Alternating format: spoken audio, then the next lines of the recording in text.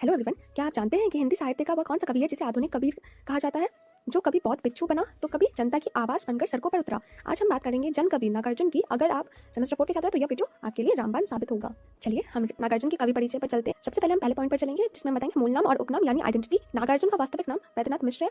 उपनाम हिंदी में नागार्जुन और मैथिली में यात्री नाम से प्रसिद्ध है। प्रसिद्धि, उन्हें प्यार से बाबा और जन कवि भी कहा जाता है। याद रखिएगा, नागार्जुन जी मैथिली में यात्री नाम से लिखते थे। एग्जाम में यह ऑब्जेक्टिव प्रश्न अक्सर पूछा जाता है।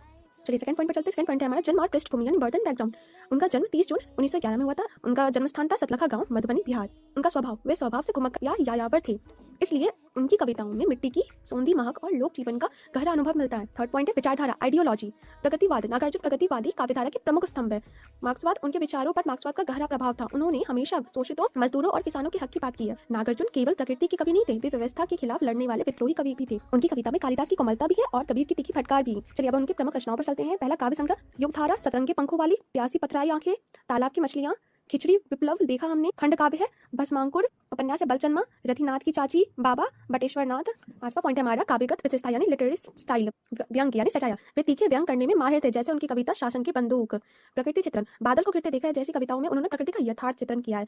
जैसे पिछले वीडियो में मैंने इस कविता का एक्सप्लेनेशन दिया था, उसमें आपने देखा ही होगा, सुना होगा। प्रकृति को इस तरीके से व्याख्या किया है कि हमें एक आनंद तौर पर प्रकृति की हर एक बात समझ में आती है। भाषा, उनकी भाषा बहुत सरल, सहज और आम आदमी की भाषा है, जिसमें संस्कृत के साथ साथ देसी शब्द का भी मेल है। स्टूडेंट्स, नागार्जुन की खासियत यह थी कि वे महल की सुख सुविधाओं को छोड़कर गांव की धूल और चौपटियों में रहना पसंद करते थे, इसलिए उनकी कविताओं में आपको वो सच्चाई दिखती है जो किसी और कवि में मिलना मुश्किल है।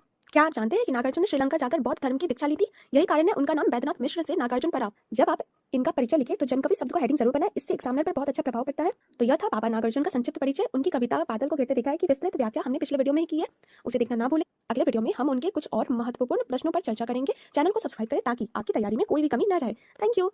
यहाँ पर आपको स्क्रीन पर एक टेबल दिख रहा होगा, ये टेबल याद करने में आपको बहुत हेल्प करेगा। होपफुल अगर वीडियो अच्छी लगे तो लाइक, शेयर एंड सब्सक्राइब और स्टडी विद